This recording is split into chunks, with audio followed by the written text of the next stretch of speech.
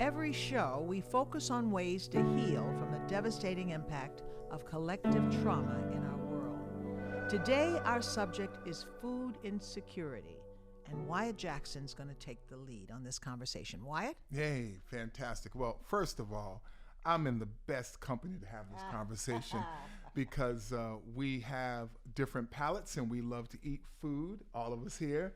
And so we're going to get into it.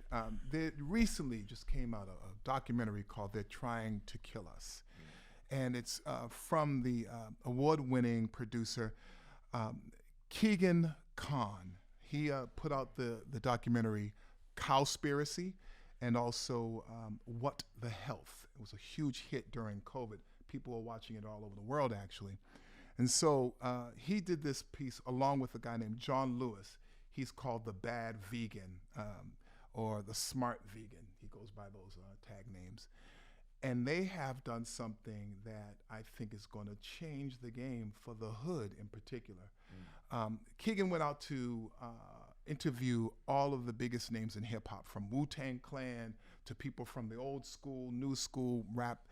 And what he found was that rappers have been the CNN of the hood for the last 40 years.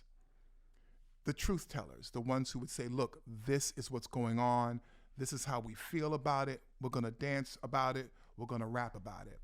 And so what he did was he asked these rappers, what do you think about all these fast food restaurants in the hood and how all of these great supermarkets like Whole Foods and so on are not in the hood? What do you think about that? And each one of the rappers in this documentary said, look, it's been the plan all along. Now, I'm from the school that says I don't think that those folk, the owners of these huge establishments, are trying to kill us. I think they're just trying to make money off of us with whatever means they can. And if it's bad food, so be it. Because the hood will say, you know what? If this is what's provided, and it tastes good, and it makes me feel good with all the issues I have, then I'll eat it. Now, Cedric the Entertainer is in this documentary, and he goes on to say that, wait a minute, why is it that all my uncles and my grandparents all had diabetes? All of them. Another rapper says, wait a minute, my uncle, my grandfather, my relatives all had something wrong with them too, around diabetes and hypertension and all this stuff. Come to find out, their diets were out of control. So I want to open up the conversation to talk about food insecurity in the hood. Why do we eat the way we eat? And what do you think's going on here in this country? Well, I'll take it first. Now, I always looked at it as economics. Poor people can't afford healthy food. I've never looked at it as so much as a conspiracy, but it could be. I'm open to everything now. But I know that good health is expensive. And if you don't have money, it's very easy to go get, no offense, but Popeyes chicken is cheaper than going to Whole Foods. To me, that's my answer. Yeah. But I could be, what do you think, Issa? I think it's economics, but I also think it's a matter of, lifestyle as well, as far as, the time it takes. To eat well, you have to take time to prepare the food, and you have to take time to prep it. I mean, I like to cook. I love to cook, and the food tastes better when you season it at least the day before. You know what I mean? And the fresher you buy the food, the better it tastes when you cook it. And to do that type of thing, you have to really plan. And so if you're talking about someone that works 2 jobs, that comes from one job, goes to the next job, that's hustling to make money, to put food on the table, to help provide for their kids, a lot of times, even if they have money in their pocket, it's not necessarily they don't have the money to go buy something that might be more nutritious.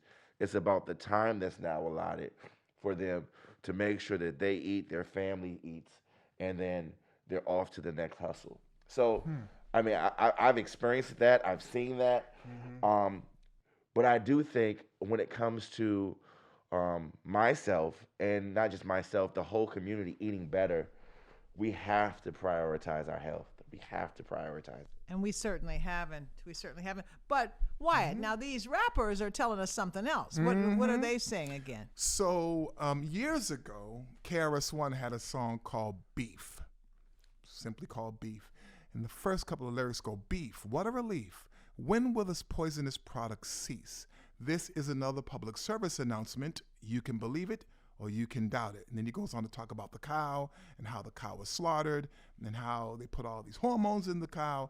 So he was kicking some knowledge back then. That was many years ago. But then just recently, a group called Dead Prez, not recently, but within the last so many years, Dead Prez, they talked about the poison in the food. The poison in the food we eat. There's a line. These rappers are talking about what they see. Now, one of the rappers in the documentary actually said, I've lived in Beverly Hills. I've lived in the hood. I've lived in middle class neighborhoods. And he said, in Beverly Hills, I had all the best food right outside of my door. In the hood, there were no good food spaces anywhere. It was just a bodega with sugary and salty stuff. And there was a fried chicken joint and there was a burger joint. And we survived on that. The middle income space, he had to drive to get to those places. But Beverly Hills, it was right next door. Mm-hmm. In the hood, non-existent. Mm-hmm. So we live in Boston.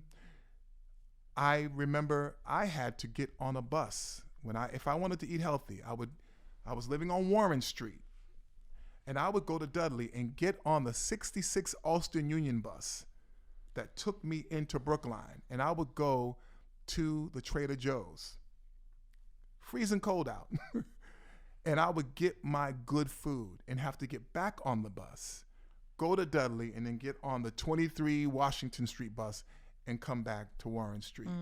And that took 2.5, almost 3 hours. So if you want to do it, you can do it, but that's like, to Issa's point, that's a lot of time. Right. Considering all the other things you have to deal with. That's right, considering everything else. This was after work. So in the wintertime, it was already dark, and I'm on the bus, and I'm making my way there. Now, of course, we can drive and we can go, but at that time, yeah, if I resolved, you know what, I don't want to go all the way to Brookline, I'm just going to go to Popeyes right next door, I would have been eating Popeyes every night. Mm-hmm. And some people do. And Popeyes is a problem as far as I'm concerned. And I know it's a business that has, given access to people of color around the country. And so I get that. This little chicken place next door should be shut down. Can I just say that? Yes, I was here when the news media, somebody called the news media because the health department shut it down because of rats and feces of rodents in the food, in the food, and it shut down. And I thought, oh my God, it's done. Thank you, Jesus, it shut down. And then they reopened it, and people still go. Oh, wow. So you didn't know that, did you? I'm making that face because it's like, I hope this is before the timeline when I stop going there. Because you didn't hear about this? I did not hear about this. Oh, no, this was a big news story. It wasn't that long ago, maybe 4 or 5 years ago. But my point is, people had to, so maybe people didn't know. If you didn't know. I didn't know. Maybe. Thank God for fresh ginger.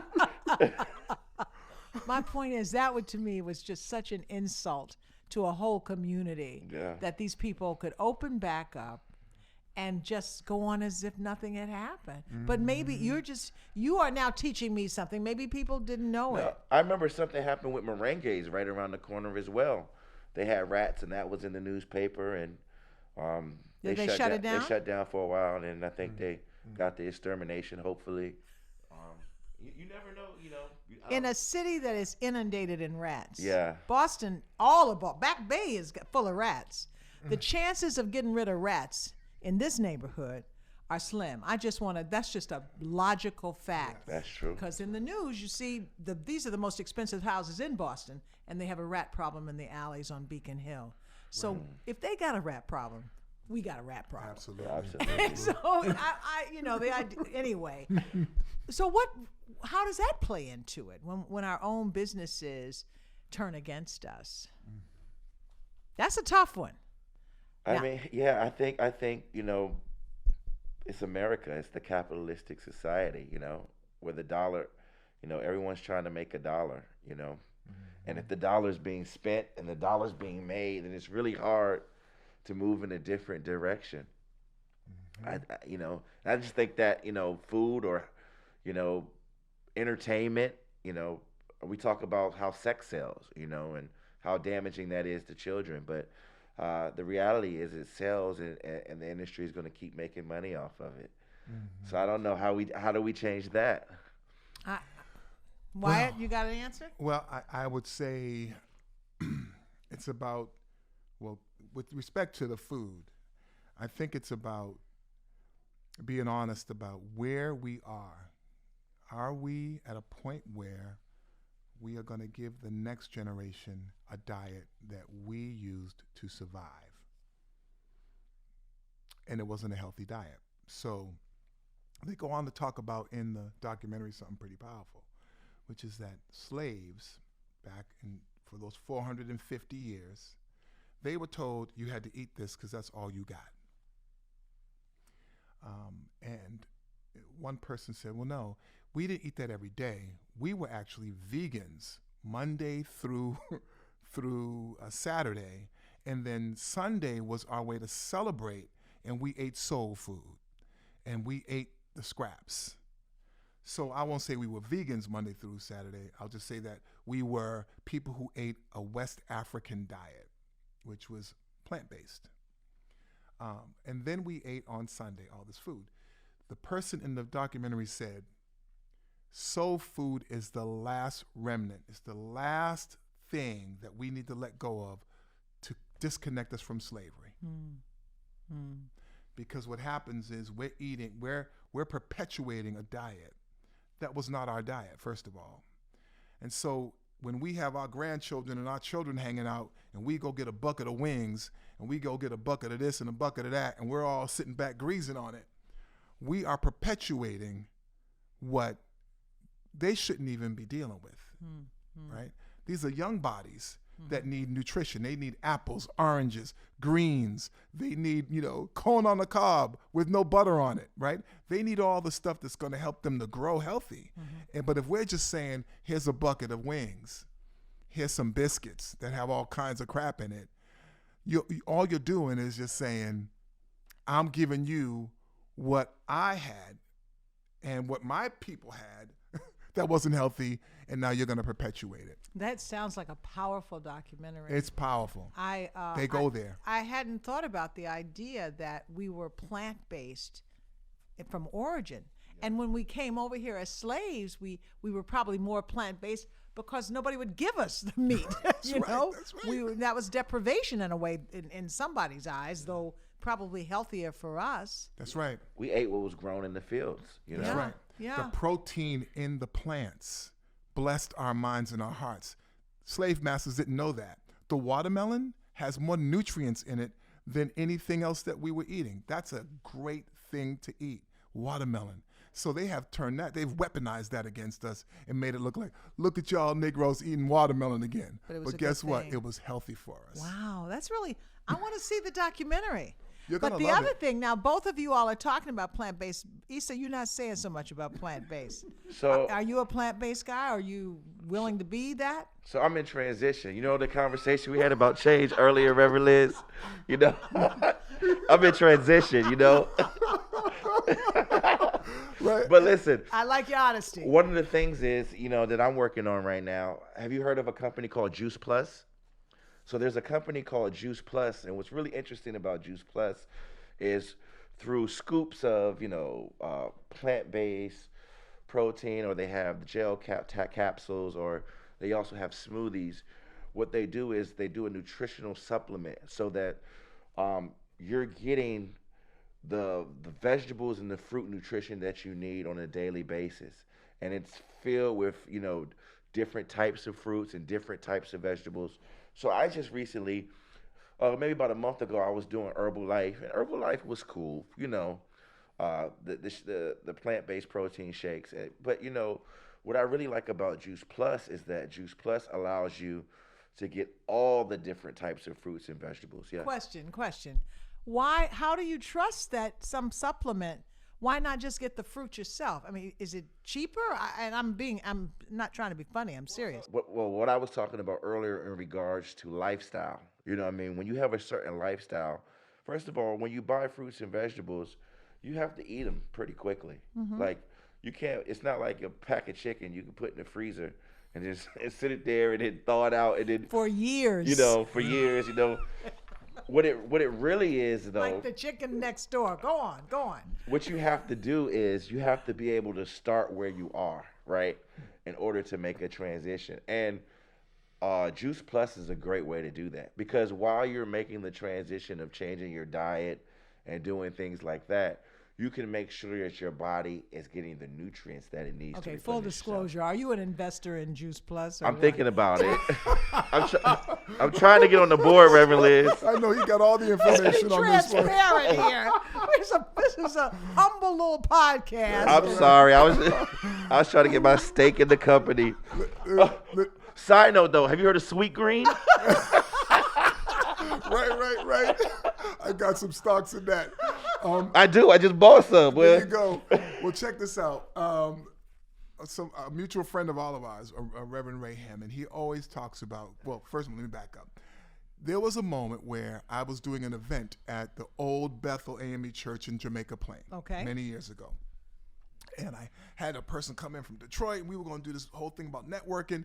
So I went and got some fried chicken, collard greens, macaroni and cheese to feed everybody. The plates were just flying off the table. I went to Pastor Hammer and I said, "Would you like a plate?" And he went, "I'll pass." And I said, "There must be a God, because I've never seen you deny soul food." He said, "Oh, no, what's happening is he and Pastor Gloria, are doing the 80-20 rule with food." I'm like, "What's that?" He said, 80% vegetables, 20% meat. And he's been doing that now since that was like 20 years ago almost. So that's the direction I'm going in. I eat fish. I don't eat chicken, beef, or pork anymore, but I do eat fish. I eat all kinds of fish. So the plant-based idea is 80% of my diet. I'm not there yet. Well, sometimes I am, sometimes I'm not. But 20%, yeah, a little bit of fish here and there. I have, as I grow older, I get leaner and leaner in my diet, so I don't eat meat at all. And that's only in the last 3 or 4 years. I eat some fish, and I don't consider that, meat though. Right. But it's basically, I'm almost getting vegan now. Yeah. I don't eat many eggs, and milk doesn't work for me. And milk generally doesn't work for Black people, but we stuff it in anyway. Yeah, so and that comes back from our origins too. That's right. So I'm more that way. I get it. I'm sorry that more people don't get it. Sure. Because I do believe that that's why I'm as healthy as I am. That's right. And we're in a small, big city. You have places like Chicago, millions of people eating, and these restaurants are on every corner. Every corner. And there's not many supermarkets around or Whole Foods. Detroit, same thing. Was just there recently and saw the same thing. Philadelphia, another big city with a lot of Black people. Same thing. You can get Juice Plus delivered to your house, though. That wasn't a plug. That was exactly a plug for Juice Plus. Well, I'm not making any money off of they're trying to kill us, but I recommend folks to see the documentary. You just go to theyartryingtokillus.com. It's a $20 donation. They are then they will then give you a link for the movie. You can have the movie licensed to you for 5 years, which is great. And then half of the proceeds go to food insecurity conversations, trying to help people out. And then the other half goes to the producers and so on to pay people. Fascinating subject, important subject. And I haven't laughed this way in a long time, so all of it was good. Thank you both. That is it for this week's Just Between Us. We hope you'll continue to join us for these important conversations. We also invite you to join us for Can We Talk? Those are weekly Zoom conversations where people from all walks of life share their stories of loss, grief, hope, and healing. We are trying to talk about trauma, but we're trying very hard to heal. If you want to learn more about Can We Talk and the Cory Johnson Program, visit our website at rpcsocialimpactctr.org. That's rpcsocialimpactctr.org. Be well.